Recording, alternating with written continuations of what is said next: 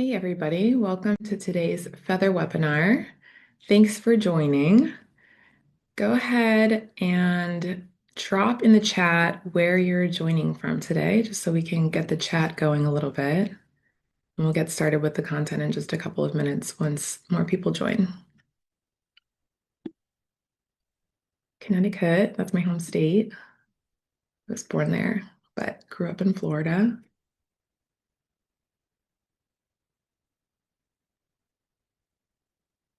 Nice, we've got a good mix. Oh, Isabel, that's actually my full name, and I'm going to New York in just a few weeks. I'm going to be in Brooklyn. So if you have any restaurant recs, drop them in the chat, please.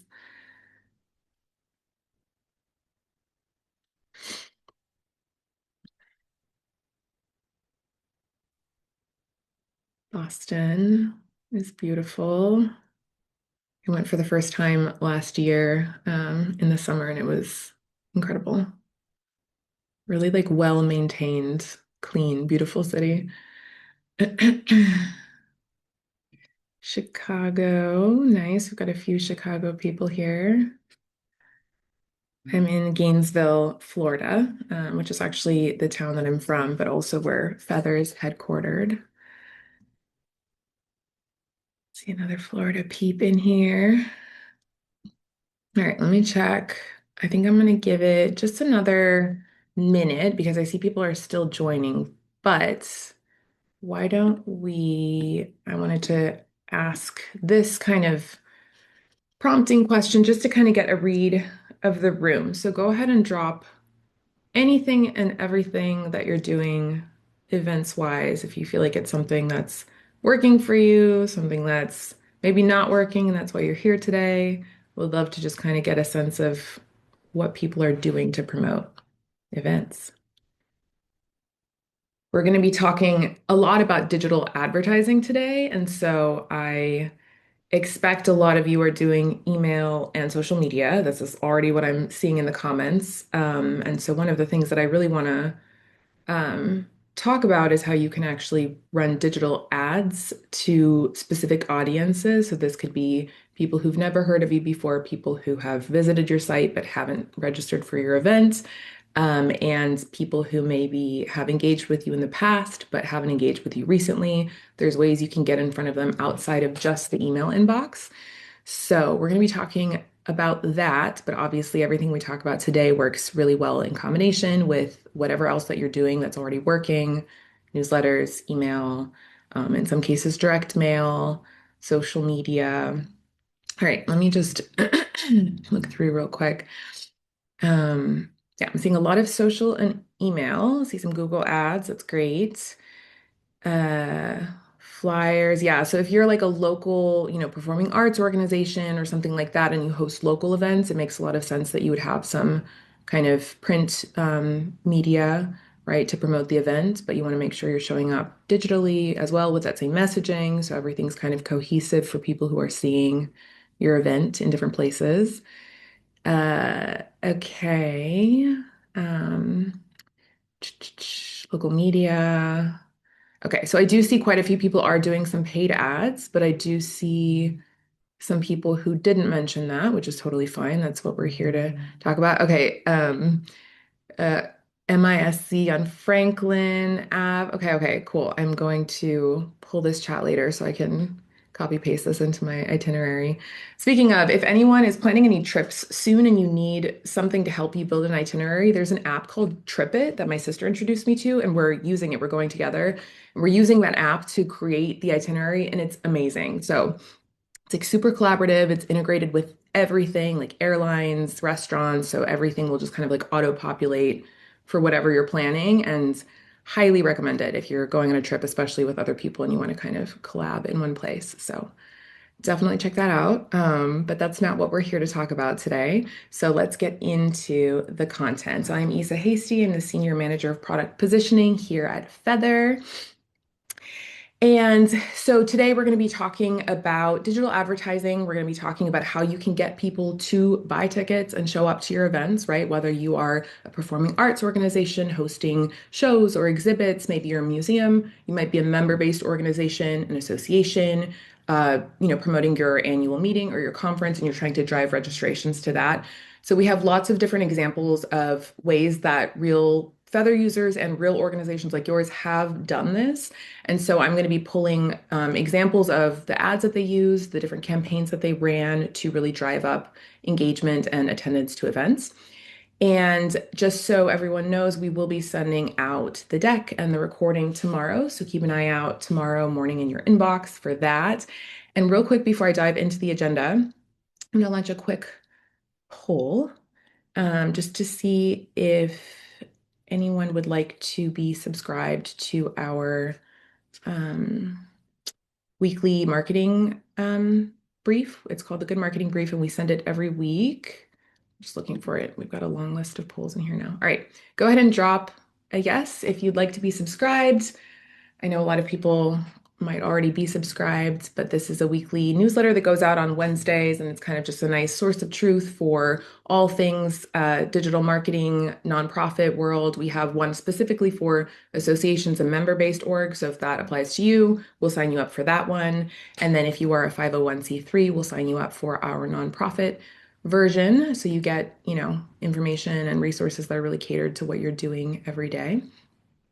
So, okay, I'll leave that up for just a little bit. And just to go through some quick agenda items, so we're going to be talking about three main campaign types today that all work really well together with each other, as well as with whatever you're already doing that's working for you, right? So you might be doing email, social media, Google Ads, all of the things that we just talked about in the chat. So these are things that you can add on to that and should add on to that if you're not already doing them.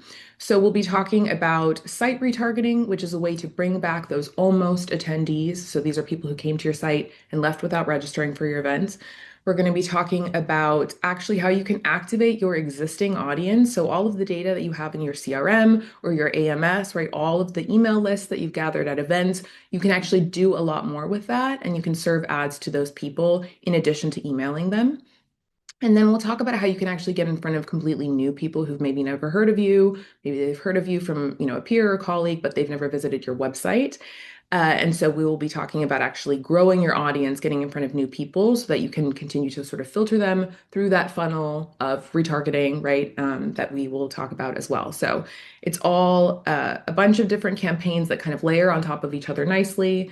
And, there's ways to automate this so that you don't have to think about it manually. That's where Feathr comes in. So I'll explain a little bit more about that at the end, but I want to kind of just make this a very educational session for anyone, despite what platform you're using, just so that you can kind of see what it is that you should be doing when it comes to digital advertising and maybe fill in any gaps in your strategy that exist. But we are here to help if you would like help automating that or running campaigns. So yes, we will be sending out the recording tomorrow. Having issues with audio. Okay, yeah, hopefully you can figure that out.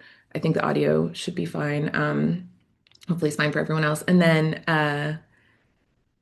yeah, so oh, that's weird that you can't see Caleb, the chat from before you joined. I didn't know that that was a thing.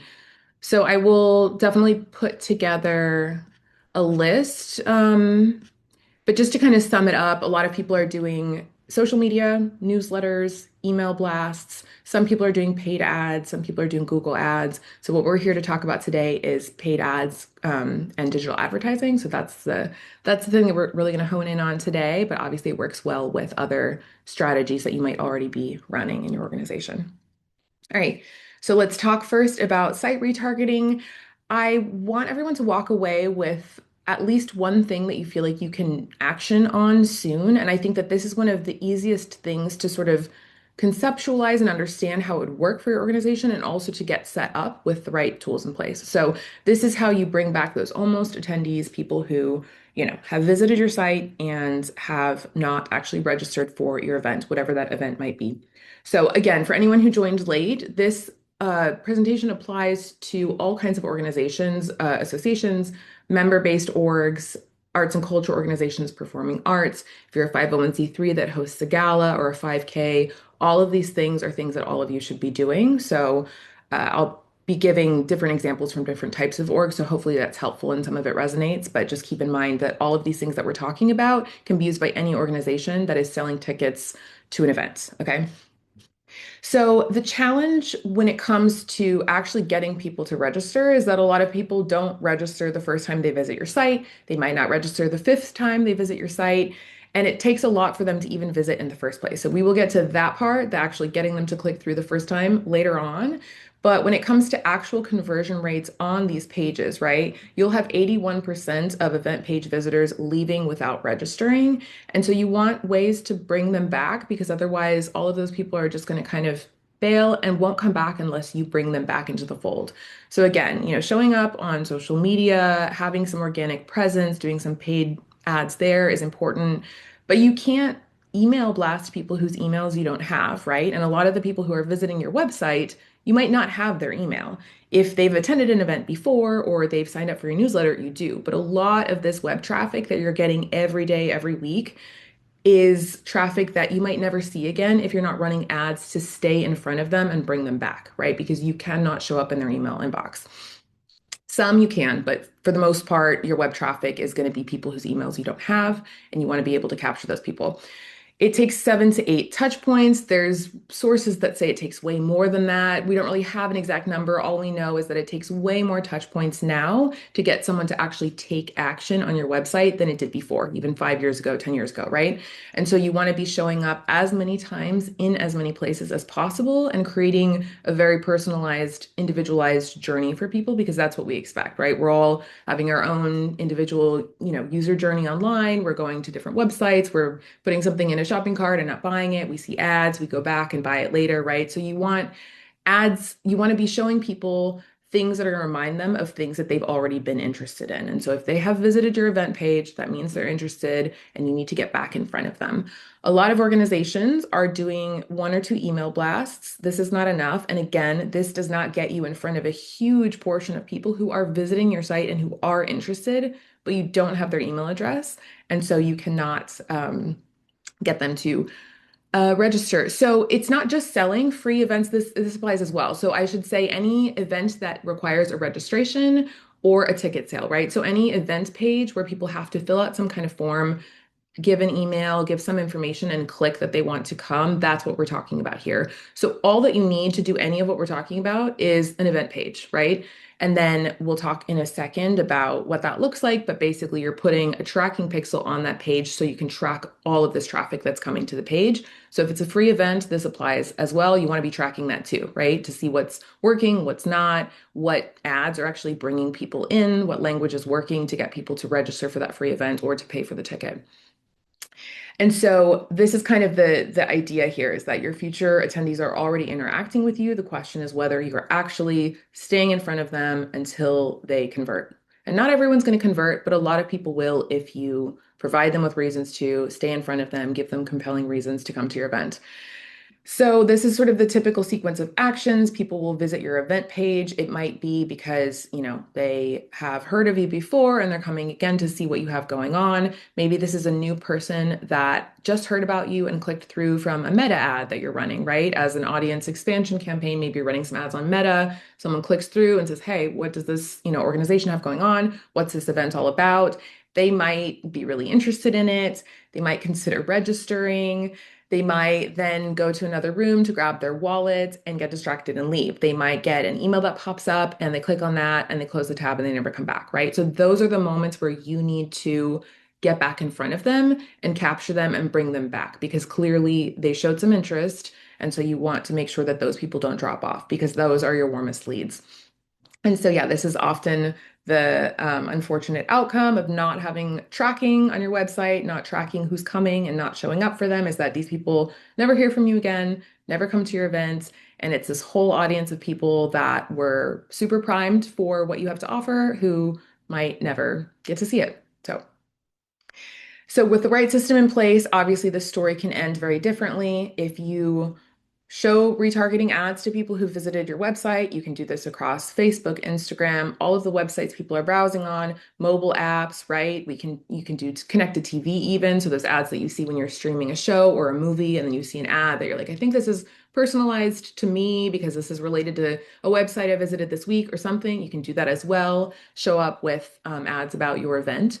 And so anywhere that these people are going online after they've visited your website, you can show up and remind them to come back. Reinforcing the message, if you have their email. So obviously, you might be emailing people as well. If you have emails, you're going to be sending people email invites, early bird registration offers, special offers, things like that.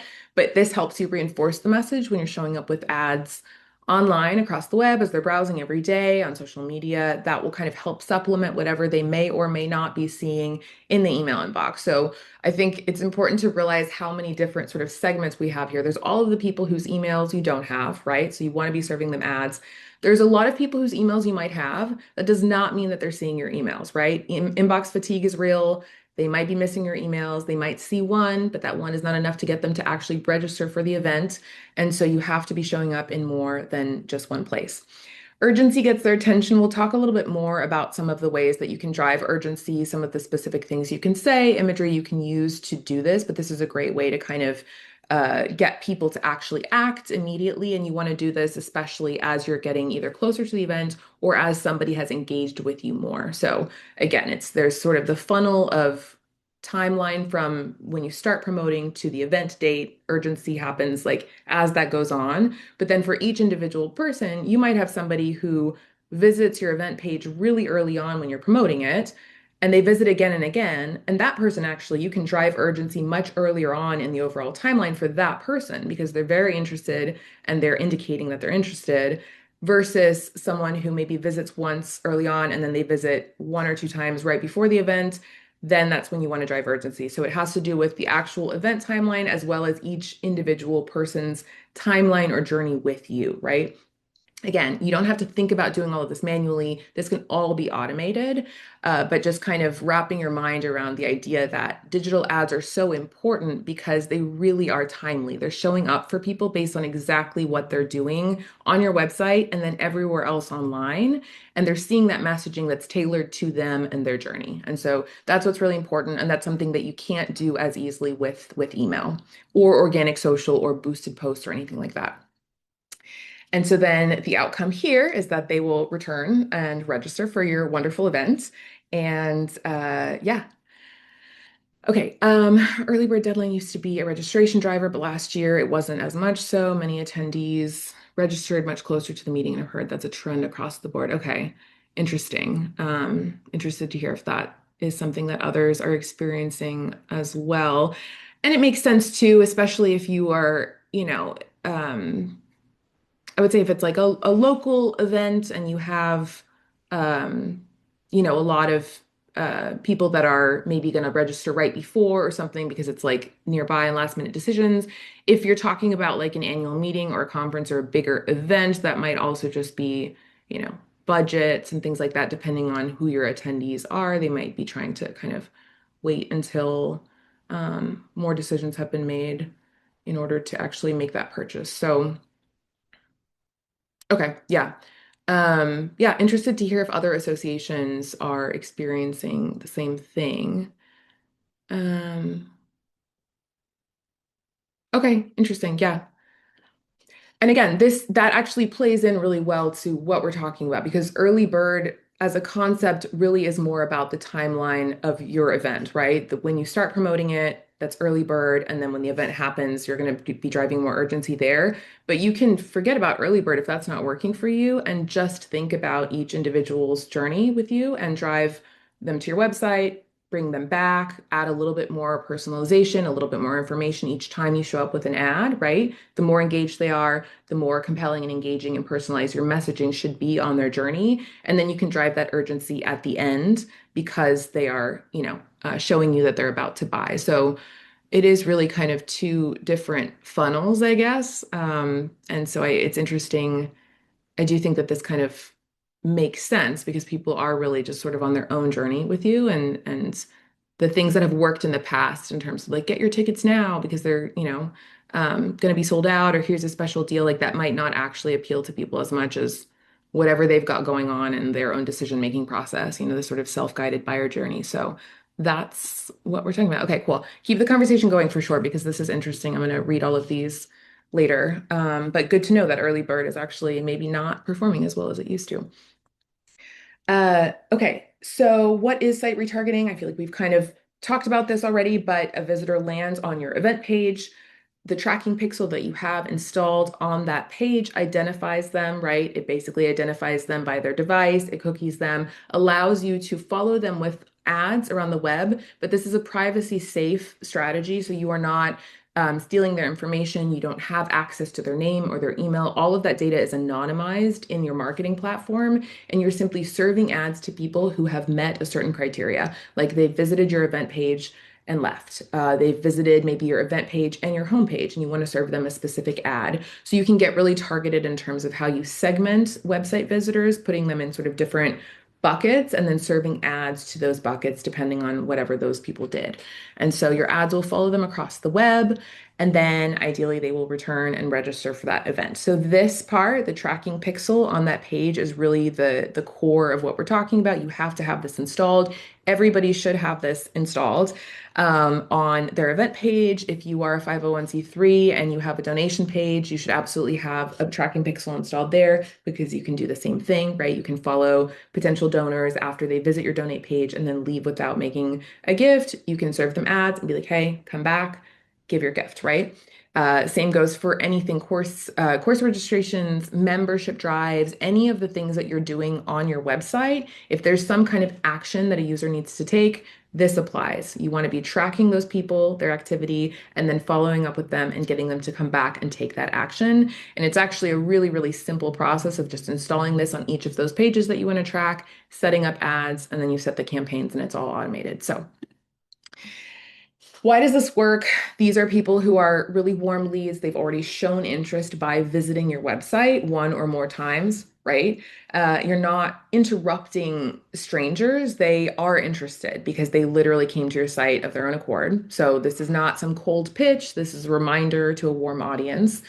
Again, people need multiple touch points, so you need to be showing up many times in order to get them to actually come, back to your page. Just like inbox fatigue is real, banner blindness is real. So you might be showing a lot of ads. People might not see all of them, and then they'll see one that catches their eye and they'll click through. So that's where creative, your design, your layout, your copy on your ads really comes into play in terms of getting people to click through and getting people to see you through all the noise. And so we'll talk a little bit about that in a few minutes too. And then again, this follows people everywhere. So once they leave your site, you can reach them wherever they are online with these ads, reminding them to come back, reminding them about the value of your event. And this works for anyone who is running an event where people have to register or buy tickets. So back to your point, Ted, this can be for free events as well as paid events that have ticket sales. So 501(c)(3)s, you might be doing galas, fundraisers, ticketed community events, things like this. If you're a performing arts organization, theater, museum, orchestra, things like this, you'll have performances, shows, exhibits. And then for associations, you'll have your annual events, conferences, annual meetings, webinars, even, right? You can do this for webinars as well. That's probably how some of you registered for this one. So again, just remembering that your own user journey online and the way that you see things that remind you of things that you've been interested in, that makes you go back and do that thing, register for the webinar, sign up for the event. You need to be doing that as well for your audience because it works. And the only requirement, which I think is pretty obvious at this point, is that you have to have a page where people land in order to register. So that is probably something you all have if you're running events. This is where the pixel goes. So that is the one requirement, is that you have a page and a pixel installed there. So just a few examples of organizations that Feathr has worked with that have had really great results for their event registrations and great turnout using retargeting. So this is YMCA of Metropolitan Fort Worth. They were promoting their annual Turkey Trot, um, which is a annual fundraising event. It's a 5K, and they usually bring in quite a few people. And this time they brought in 13,000 runners. by running retargeting ads. So again, they just had people, they had a page about the turkey trot. They were driving people to that page. This might have been YMCA members, non-members, people in the community, right, coming to that page and then leaving, and then they would continue to see ads about the turkey trot that drove them to register. So again, it's just about showing up, repeating your messaging, but not being repetitive. You want to switch up the creative, but just reminding people to come back. Uh, okay, Mona, when you say it needs a landing page, do you mean our own websites or okay, so yeah, you can do this on other pages as well, like a Zoom or Eventbrite page. So basically you just need some web property, whether it's a page on your own website or it could be an external web property where you're hosting an event page. So a lot of, 501(c)(3)s are working with donation platforms, right? And so you might have a page through Classy or something like that, right? Where you're collecting donations there. You can install the pixel on that page, even if it's not on your website, and you can track all of that in Feathr. So yes. And the beauty of that is like if you have a page on Eventbrite and then you have a page through Classy and then you have your own website, you can actually put those pixels on all of those pages and then you see all of it in the same place in a platform like Feathr. So you're really tracking everything sort of in the same language. You're seeing where you're driving conversions across all of your different pages and what's working and what's not. So it's great to kind of have everything in the same dashboard. But yeah, you do not have to have it all on your own sort of web property. You can have it on other pages that you host. The Rochester Philharmonic Orchestra sold $27,000 in tickets to shows last year. So they sold a lot of shows out this season. This was, I think, their spring season. So they drove a ton of actual subscriptions and memberships, as well as just ticket sales. And these are some of the ads that they showed. So these are just kind of, they obviously have a ton of different shows going on all the time. And these are some of the ads that they ran. And when people would visit, for example, the Tina Turner show, right? If somebody saw an ad, clicked through to that page to actually check out the Tina Turner show, and then left without registering, they would start to see ads like this. And then as they engaged more, hopefully, they would continue to see ads that were a little bit more detailed. Maybe, there's a special offer. Maybe there's some, kind of statement about urgency, tickets are selling out, things like that. So, yeah, there's lots that you can do to kind of change and curate the messaging as you go along, but you want to make sure that you are, first of all, getting in front of people because they visited the page, right? I feel like I'm repeating that, but that is the core thing I want everyone to take away. This is Japan America Society of Washington, D.C. A couple of years ago, they use Feathr every year to promote their Cherry Blossom Festival in D.C. This is from 2023, I believe, but they've continued to have success every year. And they were able to sell 14,000 tickets to the street festival. So this is kind of an in-between. It's not a huge ticket price, right? I think it's like $20, maybe $30. So it's a street festival. It's a little more casual. It's not like an annual meeting or a conference where it's hundreds or thousands of dollars to attend. It's just a, quick ticket.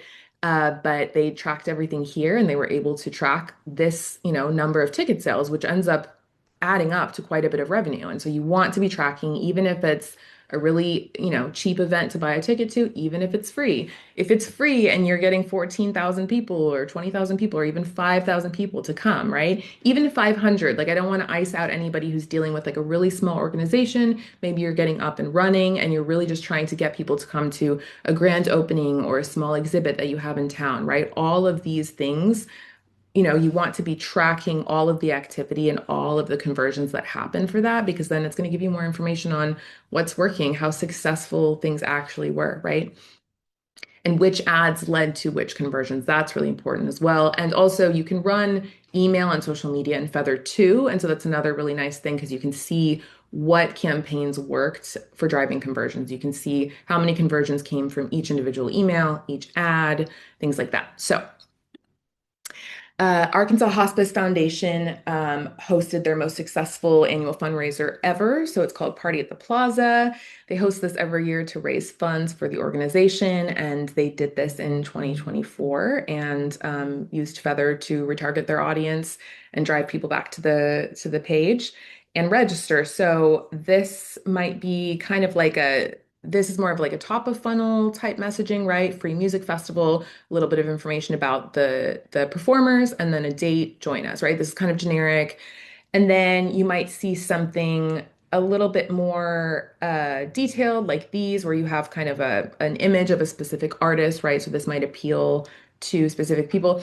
Also, most organizations aren't doing this, but if you are doing something very segmented on your website where you have like a page for a specific artist that's going to be there in multiple pages, and you have people visiting, for example, this person, Bonnie Montgomery, right? Say that there's a page about her on their website, and you have people who are going to the event page and then visiting this specific page to learn about the artist. You might think, hey, this person's interested in Bonnie. Let's actually show an image of her on the ads that we're showing to them. So most organizations will not have time to get this segmented, but that just goes to show how personalized you can get when you're tracking the back end and seeing what people are doing on your website. Okay. So when should you start this and what can you do at each stage? So this timeline is not meant to be sort of some definitive timeline that you should always use for events. You're probably marketing your events more than 8 weeks out. The goal of this is just to show you that if you do have an event coming up in 8 weeks, you could do this before then. You could get a pixel set up, you could start tracking that website traffic, and you could start retargeting people even with a few basic ads because they've come to your page and then left. Okay, so just trying to put into context how easy it would be to get started with retargeting. And then everything else kind of comes from you, right? In terms of building ads. We can also help you do this if you do need a little bit of extra help on your team. But, closer to 6 to 4 weeks out, if you start on this timeline, you would start to launch some awareness ads. But the retargeting is something you can do even before you launch awareness ads, because those are people who are just coming to your site and trickling away. So you want to be capturing that. And that's kind of built in because you have that page already, right? Retargeting, you can set that up first. Awareness ads, audience expansion, that can actually come second. It might feel kind of backwards, but it's not, because this requires you to kind of get out in front of new people who haven't visited your site yet. So it's a colder audience. And so you want to make sure that you are, striking the right tone with them, telling them about your event, things like that. And then you can shift to a more urgent tone overall for your messaging, as well as, making sure you're creating customized ads that can go to people depending on where they're at. So if they are really close to converting, you want them to see more urgency there versus a new person who's never heard of you or only visited your website once. You don't want to be pressuring them too much. So, uh, and then the final 2 weeks, maximum frequency in terms of actually showing the ads, right? You're going to be serving more ads more frequently to people to really make sure people are seeing you and kind of bring in those stragglers at the end, right before the event. And then to talk a little bit about ad creative that converts well, you want to think about it. So now that we've talked about early bird pricing not being super effective, which again, thank you for drawing my attention to that. This may or may not apply to your organization, but bear with me. So the early phase in terms of how your ad creative should look would be thinking about still attending, right? So if somebody's visited your website and did not actually register, you might want to throw them an ad that says, hey, like we know that you're interested. Are you still open to it? So kind of welcoming them to come back, not adding a lot of pressure.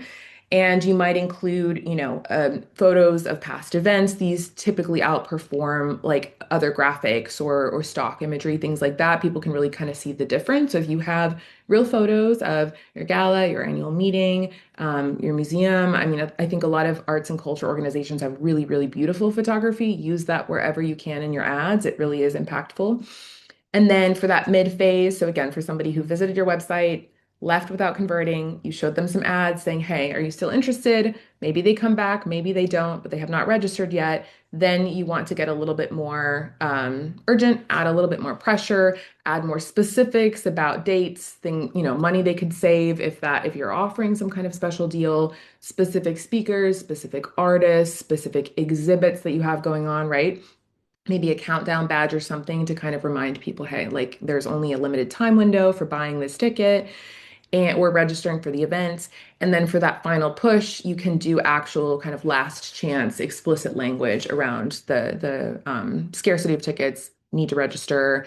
Testimonials are great if you have, previous years attendees that have given you any kind of testimonials, and you could use that to kind of really drive home the value of your event. That works as well. And remember to refresh your creatives every 10 to 14 days. So again, when you have everything in one place and you're really tracking in real time exactly what's happening with your ads, you can see what's working and what's not. And it could be that you have an ad up for more than 10 days or 2 weeks and it's working really well. Keep that. But as soon as things start to, kind of fall off, if you see click rates going down, you want to make sure that you're refreshing that ad copy and ad design, giving it a facelift, switching it up, switching the colors, obviously all within your branding, but just making it stand out so people don't just kind of get used to seeing your messaging and won't click because they don't see it. And then these are four things that can really make a difference when it comes to retargeting for your event. So start early. You can, like I said, install the pixel whenever you can. You could do that tomorrow if you wanted to and start tracking that website traffic and retargeting people. You're really building up that pool of people that you can serve messaging to and eventually hopefully get their email address, hopefully get more information about them so you can then email them and show up in other ways, right? But you want to build that first party audience of people that are interested in your event and let the urgency escalate over time, refresh creative, and then keep registration friction as low as possible. So you want to make sure that the flow from an ad to your event page is seamless. You want to make sure everything that people are seeing in ad copy matches whatever language they're seeing on the page that you're actually sending them to, right? There's nothing more off-putting or disorienting than like clicking an ad or clicking through something on an email and it takes you to something that was not at all relevant because it just feels sloppy. So you want to make sure that that is a seamless journey. It'll make you seem put together and it will just kind of be what people are expecting. So you want to make sure that you're doing that. All right, let's talk a little bit about the people that you already have in your database and how you can activate that database, get in front of those people with ads, even if they're not opening your emails. And even if they haven't visited your website recently. So with retargeting, obviously we're talking about people who've come to the website, you've tracked that, and you're serving them ads. But you might have a lot of people in your AMS or your CRM who have visited your website in the past, might even be lapsed members, past attendees, but they have not visited your website recently and they're not opening your emails or they're not engaging with your emails. So you can actually serve them ads because you have their email address, right? You're using that kind of unique identifier of the email address to serve them ads online, just like you can do with retargeting. So the ads are showing up wherever they're browsing. And this is actually a really, really great audience to spend time and lean into and prioritize. This can look like past attendees. So these are going to have the highest conversion rate. They've already been to your event. They already understand the value. Maybe some people have come and they don't want to come again, but for the most part, if they've been, it means that they are going to be more likely to be receptive to coming again. Members and supporters. So obviously high affinity. They are aligned with your organization and whatever it is that you represent. And this is a great opportunity to offer some exclusive access or pricing, right? You can say you're a member, you're a board member, you're an actual member of the association, things like that. We want to, treat you special and give you something extra. So you can highlight that in your ads as well. Lapsed attendees, so people who have come in the past but haven't been in a while. So kind of similar to past attendees, but these might be people who haven't been in many years, right? So you want to kind of think about them differently. They didn't come to last year's event, so it's not guaranteed that they're really primed. They might, not have even thought of you in a while. So you want to get back in front of them, kind of reintroduce yourself and re-engage them with a little bit of more kind of zoomed out, I think, like generic sort of awareness messaging rather than, hey, you want to come again to this event that you came to last year. So just thinking about the different buckets of people, the different segments, and always thinking about what message would resonate with this person versus this person and writing that in your ad copy. Email clickers or subscribers, right? So these people are already engaging with your content. So this is great. They might already be registering for your events because they're clicking on your emails and they're super engaged, but they might not be. They might be seeing your emails and not, really clicking through or engaging that much. They're just receiving them. So you want to make sure that you're serving ads to these people as well. Another kind of funny one is email unsubscribers. So people who maybe subscribed to your email newsletter or a monthly email that you send out, people who subscribed in the past but then unsubscribed. This is a sort of minimally invasive way of getting back on their radars, right? So you're not somehow emailing them against their will or anything like that. You're showing up in those ad slots that we all, have every time you open a page. There's ads that are going to populate on that page. You can show up in those ad slots to kind of remind them of who you are, kind of bring them back into the fold. They can obviously decide if they want to click or not, but there are ways to engage even the people who have said, I don't want to get emails from you right now, but they might actually still be interested in coming to an event that you're hosting. So making sure you're always combining ads and emails. This is really important. Volunteers are also a great audience. They often bring friends or groups or family. And so showing up in front of these people because you have their email address, this can be really powerful. And they are going to convert better than any other audience. They already know and trust you, right? Maybe they've been to your events, maybe they haven't, but they're a member. So these are all people that know about you and kind of buy into you already. They need a reason to prioritize the event, not a reason to care. So they're not skeptical necessarily, or at least the majority are not. They're just busy, again, going and grabbing the wallet, getting a phone call. Your kid comes into the room, and then everything, gets forgotten. And so you want to make sure that you are, yeah, just reminding them and reminding them.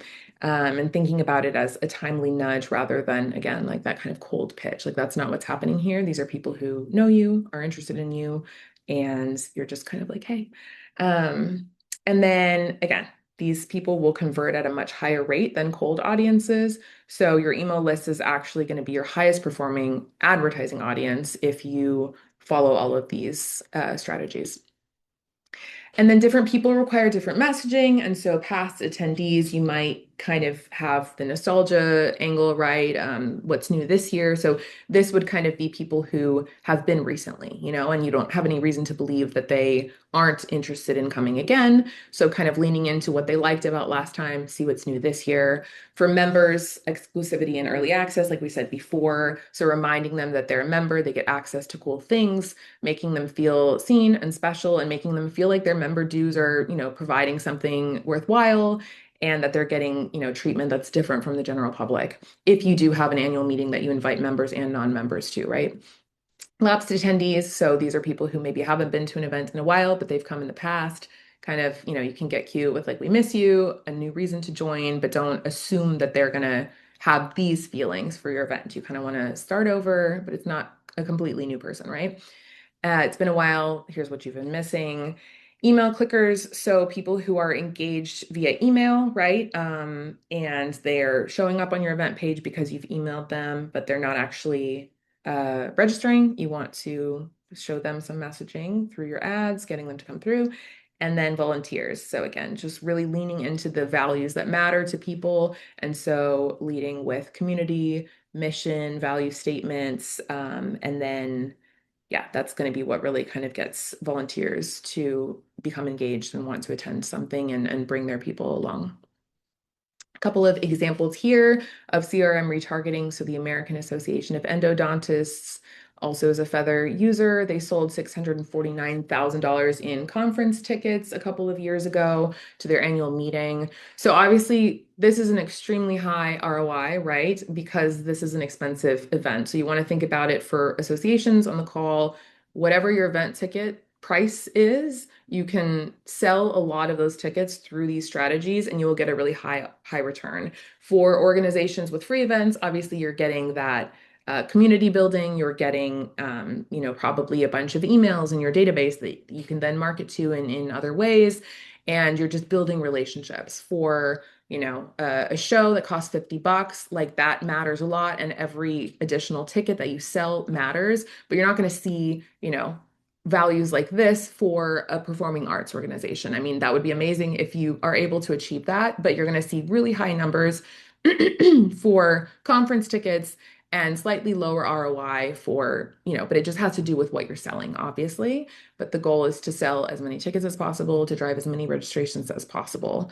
And this is the National Minority Supplier Development Council. So they also drove a lot of money in ticket sales for their annual conference. So they were actually able to drive $229,000 in registrations with just a 3.6 thousand ad budget. So that was pretty amazing. And just kind of goes to show that this is not, digital advertising is not an expensive channel. You don't have to put, tens of thousands of dollars into it to sell tens of thousands of dollars worth of tickets, which is pretty amazing. So these are just a few of the ads that they showed to promote their conference.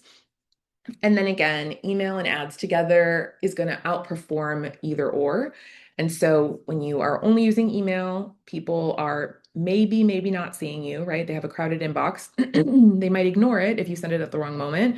That happens to me all the time that I'll open an email from a company or from, like something that I usually would engage with, and then I maybe get distracted and I close it out, right? Or I come back to it later and it's not the moment. So this happens all the time.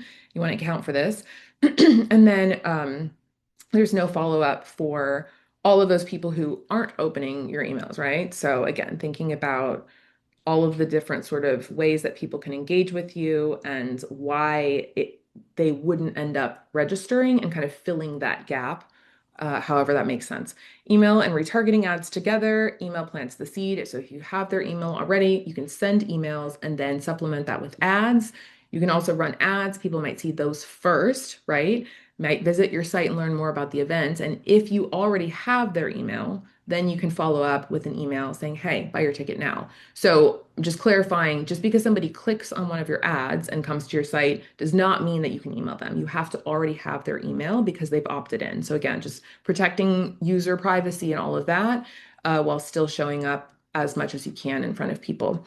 Non-openers of your emails will still see your ads. So you're really kind of covering all your bases. And then multiple channels equals multiple chances to convert. So people convert on Facebook, Instagram, via, through their email inbox. People will see an ad on a random recipe website and click through and end up registering for your event. So it's really about maximizing the chances that people will see you and want to engage.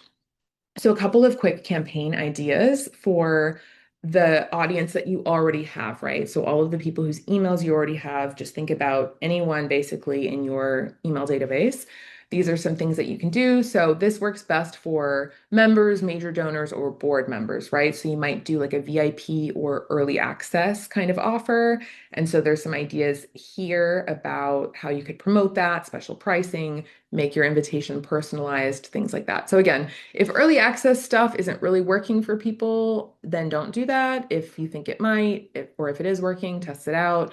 But again, this is to each organization's discretion. Obviously, you know best what works and what doesn't. So feel free to play around with any of these ideas. But ultimately, I think the most important thing is being able to see what is actually working when people see your ads. Are they clicking? Are they not? When they click, are they coming to your page and registering? Are they not? How are you staying in front of them, right? So tracking really is everything.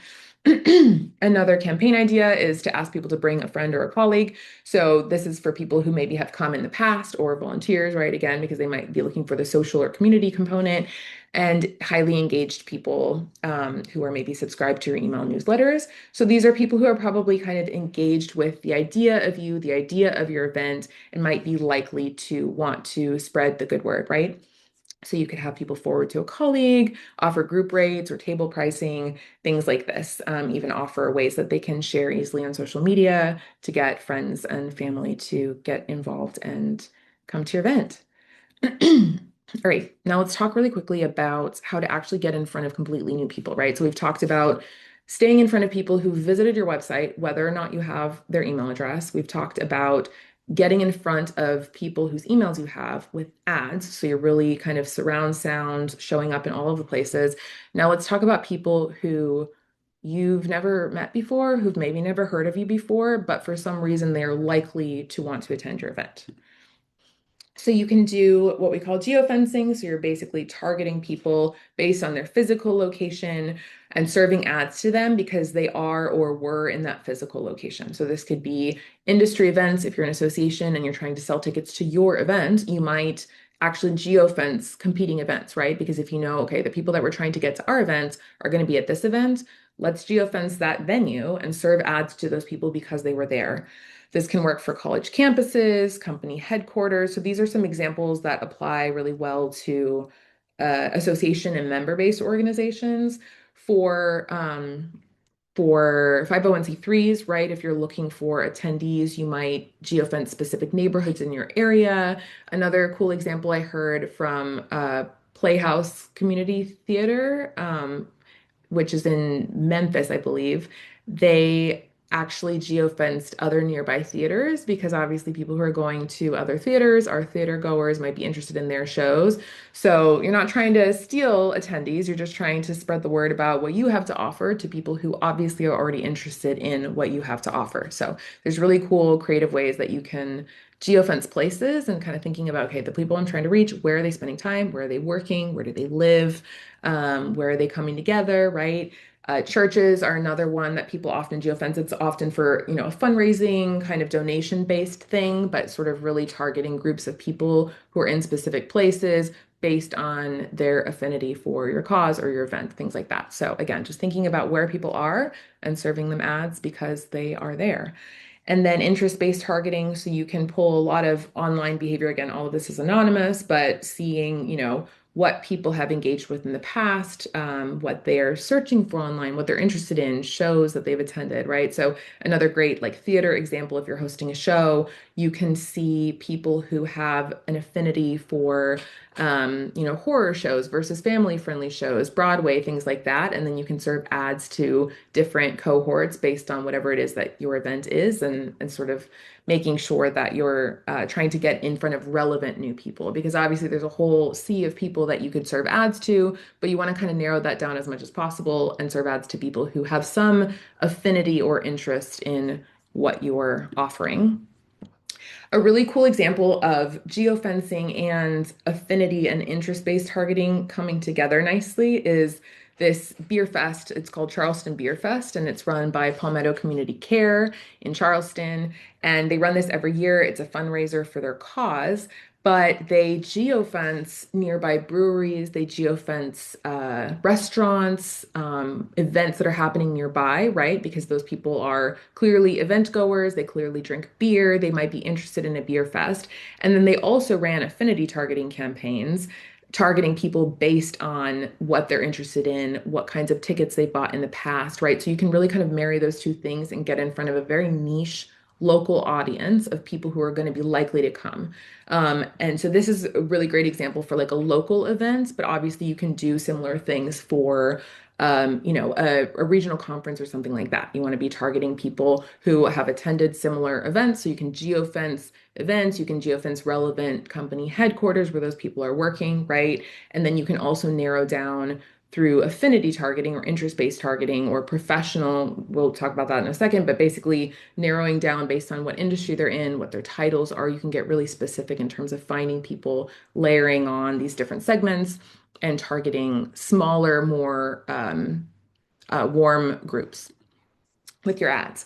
And then the Golisano Children's Museum of Naples was able to find new visitors with geofencing. So this is kind of a high tourist destination. It's a higher income location in Florida. So you have a lot of people who maybe have snowbirds. So they maybe have a house down here. They're here part of the year. They don't necessarily know what's happening in the community. And so serving ads to people who maybe haven't been here for 6 months and now they're here and they're looking to take their grandkids somewhere during the day, right? So that would be a great example of who you could geofence, high income neighborhoods, maybe retirement communities, things like that.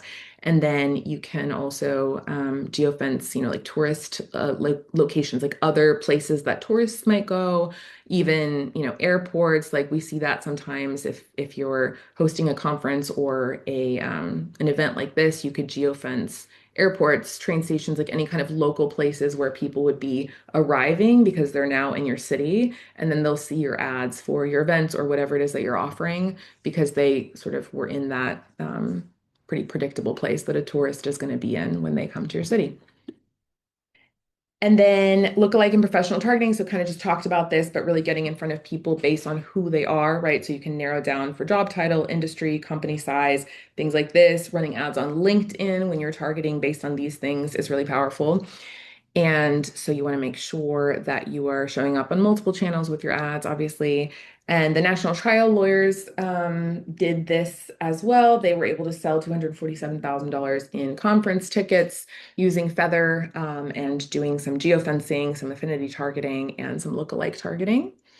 And then the Wisconsin Assisted Living Association targeted industry events and search terms as well. So you can serve ads to people based on what they've searched. So similar to Google Ads, where you're trying to show up on the actual search engine page, you can also keep showing up as people browse the web because they search for those terms. So it's kind of a really nice thing to supplement. If you're already doing Google Ads, you can use a lot of the same keywords and just add on that channel.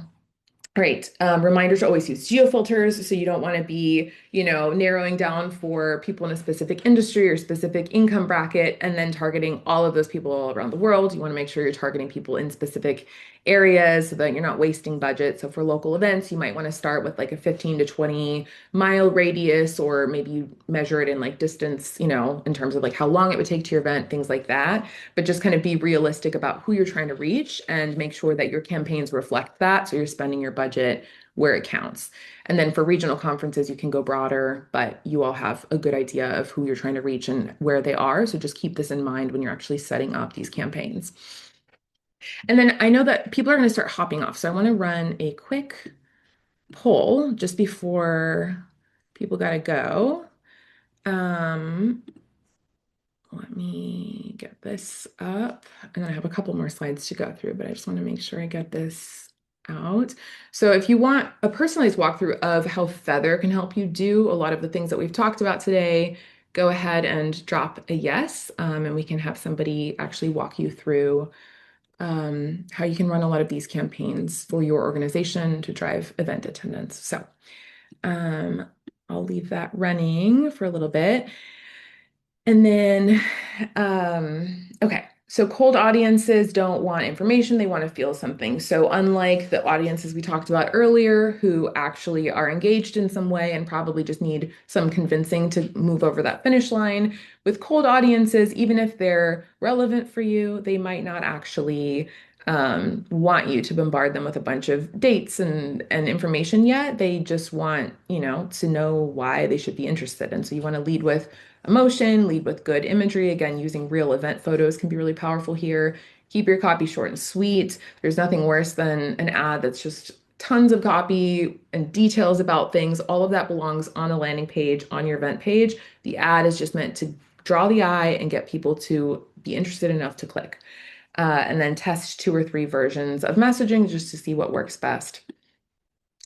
And then, oh, there it is. I was like, this image that I put here isn't there. So this is another example of an ad from the Children's Museum that we just talked about. And I think this is a great example of sort of a very top of funnel awareness ad, play with purpose at the Children's Museum. So anyone who might attend this museum, this is probably a kind of, a phrase that might resonate as opposed to come to this specific event on this specific date. Like people might be like, I don't know if I want to do all that yet. Who are you? What are you trying to offer me? So make sure you keep your messaging top of funnel and applicable to a wider audience when you're doing these expansion campaigns. So for a performing arts organization, this could be an annual, you might be running an annual gala. So you might geo-target within 20 miles and add in people who are interested in theater, philanthropy, things like that. So relevant causes or relevant sort of similar events. And then the messaging can be focused on the experience that you're going to offer, exclusivity, right? About who's actually being invited and why. For professional associations, if you're hosting a conference, annual meeting, things like that, you could do LinkedIn targeting by job title, like we just talked about, and then also a lookalike audience from a past attendee list. So you can actually upload a list of past attendees to last year's conference into Feathr, and that can generate, using third-party data, can generate a whole new list of people who resemble that audience, and you can serve them ads on LinkedIn and elsewhere. So messaging here might be more around career development, the benefits of, attending your event if they're a member, people that they'll meet, right? Specific speakers, exhibitors, things like that. So whatever it makes sense to highlight there, do that for conferences. And then for a museum, if you have a member preview night, so kind of exclusive, you might use, you want to use the geo-targeting. And you can do geo-targeting as in setting a boundary for your campaign so that you're not spending ad budget outside of a reasonable sort of radius. And also you can geo-fence, which means you're intentionally serving ads to specific locations, right?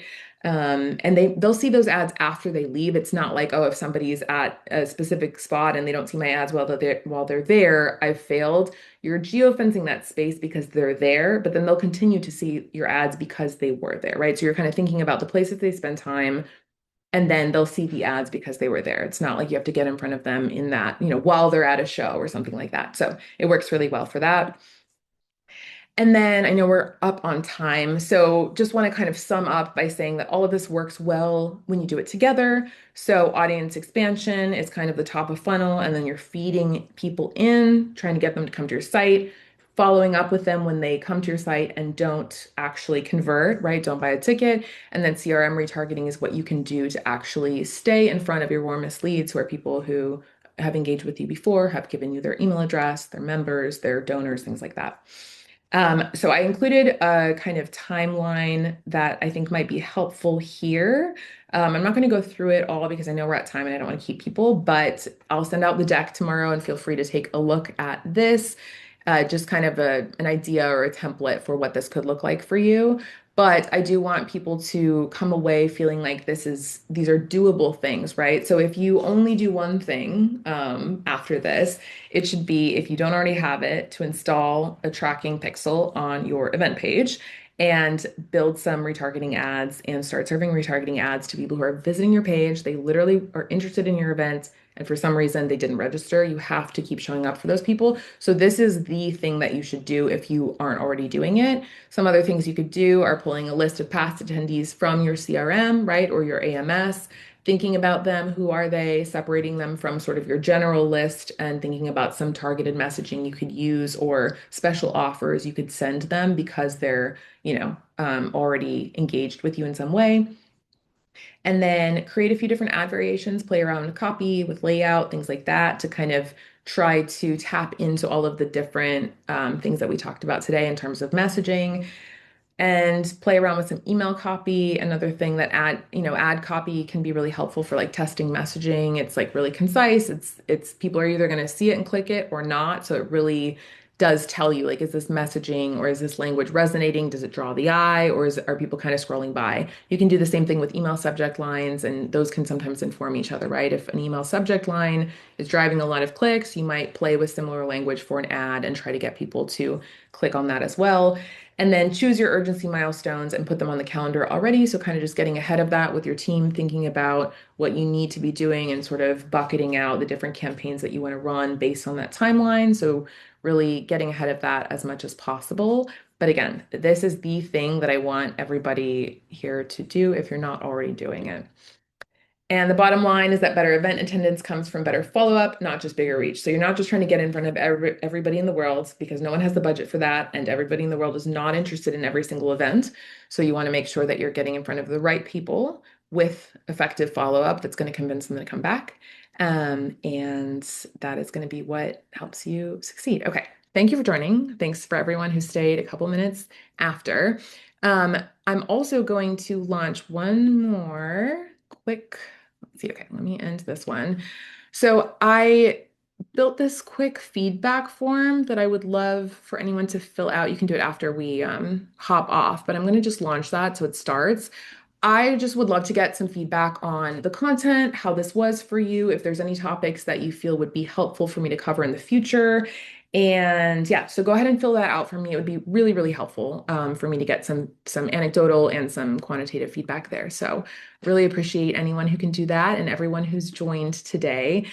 And let me see if I missed any questions.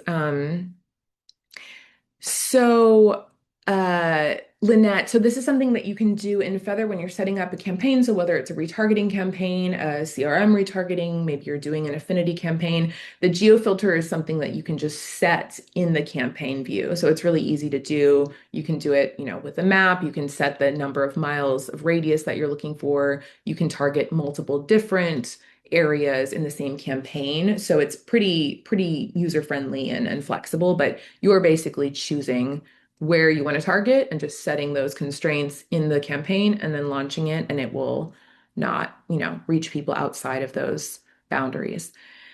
And then, uh, okay, Lydia asked, do you suggest when they click the ad, it goes to the event homepage, and then they click to register now to the registration portal, or send them straight to the page? That's a great question. So I think for people who are top of funnel, right? So if you're running those awareness campaigns and getting in front of new people, you would want to send them to the event page to learn more. If you send them to a registration page and they do click on it, they're gonna be like, what is this? I didn't even ask for this.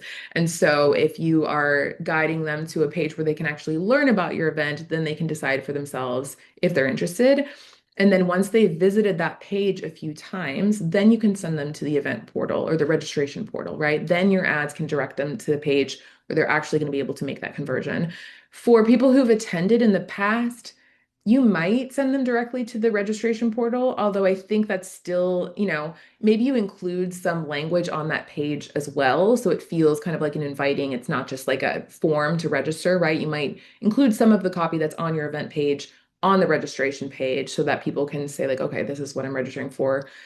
So for people who are highly engaged or they've been to your event, in the last year or something like that, if you feel comfortable sending them straight there, you can do that. But there's never anything wrong with sending people to the event page to learn more. And ideally on your event page, you have a button where they can click and it links out to that registration portal. So I really think giving people the autonomy to kind of drive their own buyer journey is best practice. And so sending people to the event page, but having a really, really clear call out to go register for people who do decide that they want to do that. But I would not send new people to a registration portal that doesn't have a lot of context, right? You want to ease them into it. Um, and then I think um, okay, so for each ad campaign, we should have three different versions of ads that are deployed based on this timeline for best results. We've been doing top, middle, and bottom of funnel ads with the same copy on it for the duration. Okay, so yeah, I would definitely split that up. So again, what you want to do is have kind of an idea of what the overall messaging should look like from far out to right before the event. So that would be if you are doing early bird, you can have some early bird ads lined up. You can have some kind of middle of funnel stuff about specific details, speakers, things like this. And then toward the end, you can drive urgency with like however many tickets are left, things like that.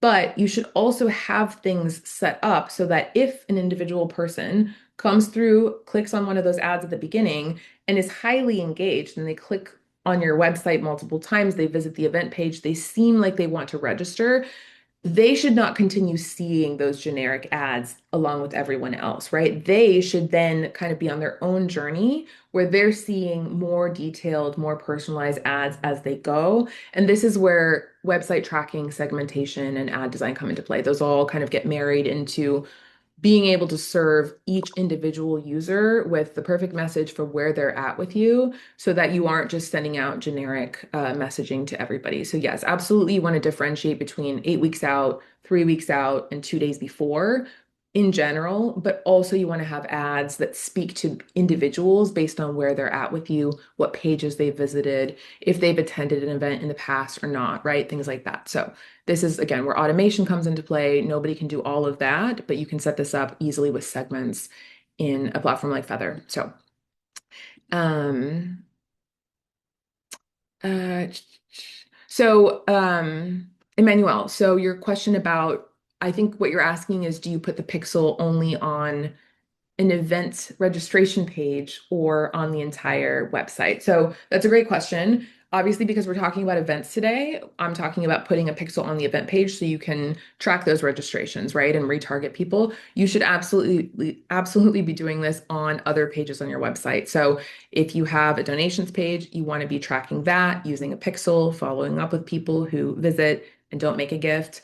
If you are promoting courses, webinars, anything like that, even your homepage, you want to have pixels installed on as many pages as possible because somebody might not come to your event page, but they might visit your homepage and your About Us page. And you want to know that, right? That person might actually want to attend your events, even if they haven't visited your event page. So you're not tracking them there because they haven't been, but you are tracking, hey, they came to our homepage 2 times, they came to our About Us page the next day. We should probably invite them to our event, right? So then you can start serving them ads to come to the event because they visited your homepage. So definitely want to be tracking as many pages as possible and have all of that working together so that you're really kind of showing up for everybody who's interested whenever they have just taken action, like visiting your website or clicking around.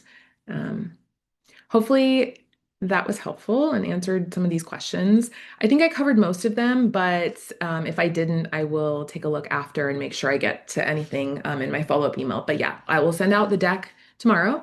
And thank you for everyone who stayed on a few minutes late. There's still a bunch of us, so appreciate you. And I will hopefully see you on the next one. Bye.